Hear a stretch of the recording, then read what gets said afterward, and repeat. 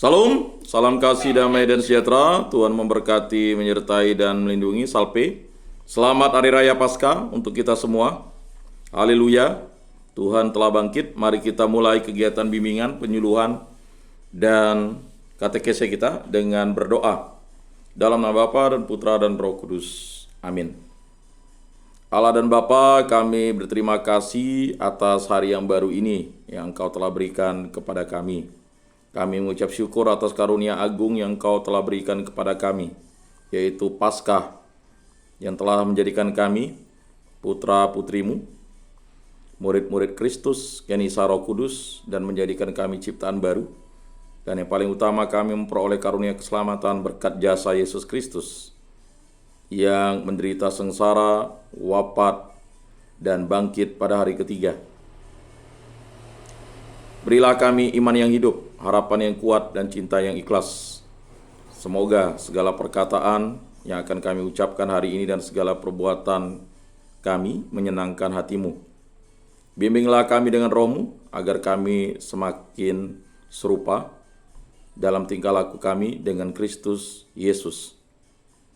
Berkatilah keluarga kami dan semua orang yang kami jumpai hari ini. Semoga dengan pergaulan dengan mereka, kami menunjukkan kebaikan seperti Engkau baik hati bagi semua orang. Kami akan menerima suka dan duka dengan hati yang tabah. Bunda Yesus, Santa Maria, jagailah kami anak-Mu. Kemuliaan kepada Bapa dan Putra dan Roh Kudus, seperti pada permulaan, sekarang, selalu, dan sepanjang segala abad. Amin. Dalam nama Bapa dan Putra dan Roh Kudus. Amin. Bapak-bapak, saudara-saudara yang terkasih dalam Yesus Kristus, selamat Paskah. Kita sudah memasuki oktav Paskah hari Selasa. Setelah hari Minggu adalah hari Raya Paskah, dan hari Raya Paskah itu kita rayakan 50 hari, sampai nanti ditutup dengan hari Raya Pentakosta. Artinya masa Paskah yang kita rayakan sebagai peristiwa terbesar umat Kristiani, umat Katolik. Ini menjadi sesuatu yang harus kita jadikan fundamental atau moral bagi kita untuk menjadi orang Kristiani yang betul-betul mencintai Tuhan Allah dengan sepenuh hati, sepenuh jiwa, sepenuh akal budi, sepenuh kekuatan, dan mencintai sesama manusia seperti mencintai diri sendiri. Mari kita lanjutkan materi kita. Sakramen permandian bagian 1. Bapak-bapak, saudara-saudara yang terkasih, untuk mengerti arti dan isi daripada sakramen permandian, maka uraian dan pengkhotbahan dari bapak-bapak gereja di abad-abad yang pertama lebih membantu kita daripada uraian teologi yang dalam-dalam. Uraian mereka menyatakan keyakinan iman daripada gereja purba yang hidup. Mereka mengerti isi perjanjian lama sebagai pendahuluan dan penunjuk bagi perjanjian baru. Hal ini mereka terangkan dalam pengajarannya kepada katekumen dalam waktu puasa. Dalam keterangan itu mereka dipimpin oleh ajaran rasul-rasul sendiri yang tampak dalam perjanjian baru. Dalam liturgi, waktu puasa masih tampak kepada kita bekas dari ajaran mereka. Dengan mengikuti pengajaran dari umat gereja purba, kita mengikuti pikiran rasul-rasul sendiri yang diberi terang oleh Roh Kudus. Karena itu mereka mengerti apa yang telah dikatakan oleh Yesus sendiri. Tetapi jikalau kamu tidak percaya akan apa yang ditulisnya, bagaimanakah kamu akan percaya akan apa yang kukatakan? Yohanes 5 ayat 47. Maka dalam Pigili Paskah itu dibacakan beberapa bacaan bacaan 1, 2, 3, 4, lanjut bacaan epistola kemudian bacaan Injil, dimaksudkan untuk mengingat cinta kasih Allah yang mempermandikan kita mulai dari peristiwa kitab Kejadian sampai peristiwa Nabi Nuh di zaman purbakala. Itulah permandian yang diberikan Allah kepada manusia, air bah. Dilanjutkan dengan permandian yang dilakukan kepada Abraham, Abraham dituntun, Abram sebelum namanya. Setelah itu dia dipermandikan Allah menjadi Abraham, bapak orang beriman. Ya, dia diutus dari tanahnya Ur Kasdim untuk mengembara, mengikuti kehendak Allah. Ya, sampai pergi ke Mesir, kemudian keluar dari Mesir, lalu dia mengembara di tanah, ya, dari tanah Midian, Kanaan, ya, berputar-putar, ya, dan kemudian, ya, di situ, ya, berkat permandian itu kembali diberikan kepada Ishak. Kemudian berkat itu juga mengalir kepada Yakub, ya. Itu artinya berkat-berkat yang luar biasa, karunia yang luar biasa. Dilanjutkan oleh Nabi Musa, ya. Nabi Musa yang adalah seorang kriminal, pembunuh, ya, yang akan dihukum mati oleh Firaun. Ya.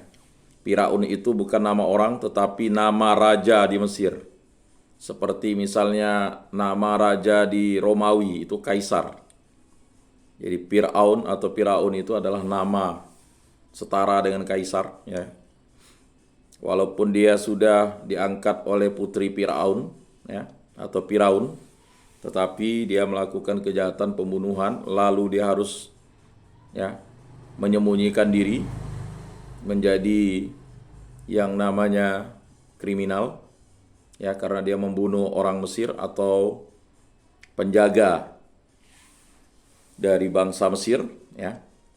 Dia berputar-putar ke tanah Midian, kemudian ketemu dengan anak gadis Iman Yitro, ya, Jepora.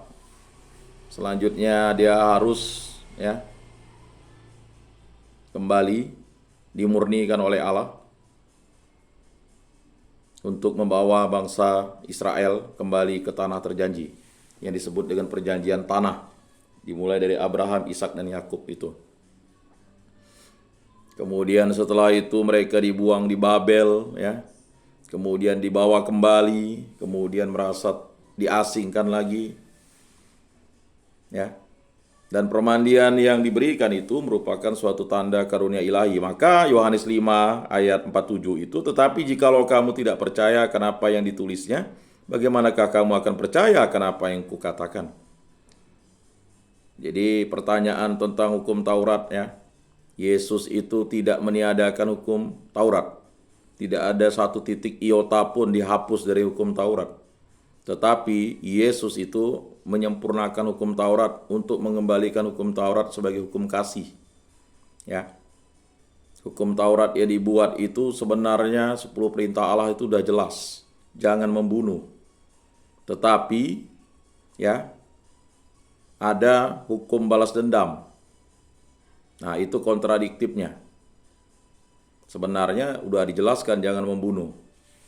Ya, tetapi Musa atau, ya, ini menuliskan itu adalah, ya, suatu hal yang diturunkan katanya dari Musa, tetapi Yesus itu mengembalikan ketetapan yang disampaikan Allah kepada Musa. Ya, kamu sesat. Pada mulanya, ya, Allah menciptakan laki-laki dan perempuan. Dia akan menjadi satu daging, di mana laki-laki akan meninggalkan ayah ibunya dan bersatu dengan istrinya menjadi satu daging. Jadi Yesus itu menyempurnakan apa yang disampaikan oleh dirinya sendiri kepada Musa. Karena mungkin ada yang diselewengkan oleh tua-tua atau penerus-penerus Musa yang tidak disampaikan, ya. Maka seperti hukum kasih itu, ya, dari hukum balas dendam disempurnakan menjadi hukum cinta kasih seharusnya. Ya. Jadi Yesus itu mengembalikan hukum Taurat kepada disposisi yang benar. Karena ingat, Musa itu dia sakit hati dengan bangsanya karena mereka adalah bangsa yang tegar tengkuk. Bersungut-sungut terus 40 tahun tuh bersungut-sungut ya di padang gurun. Dikasih nyaman bersungut-sungut. Nggak ada air, minta dikasih air. Dipatuk ular, dibuatlah ular tembaga. Supaya yang melihat ular tembaga itu sebenarnya menyaksikan kemuliaan Tuhan. Tetapi mereka malah melakukan perzinahan. Maka kalau kita baca dalam kitab Yehezkiel, atau dalam istilah kasarnya, bangsa Israel itu adalah bangsa pelacur. Mengapa? Dia sering melacurkan diri kepada ilah-ilah lain. Nah, itu harus diingatkan kembali oleh kita. Jadi seorang Kristiani atau seorang Kristen yang sudah dibaptis, ketika dia menyembah ilah-ilah lain, tidak menyembah Yesus Kristus, atau dia tidak percaya Yesus Kristus, berarti dia berzina. Maka zina yang dimaksud Yesus itu adalah lebih dalam. Makanya ikatan suami istri itu adalah kuat. Apa yang dipersatukan Allah tidak boleh diceraikan oleh manusia. Beberapa kali kita membahas itu, dan banyak yang ingin menghindar membahas itu. Karena apa? Memang itulah perjanjian Allah. Allah itu setia, manusia tidak setia. Maka yang kita bahas itu sebenarnya mengingatkan kembali akan kesetiaan. Ingat, kesetiaan itu diwujudkan karena hidup kita ini adalah anugerah.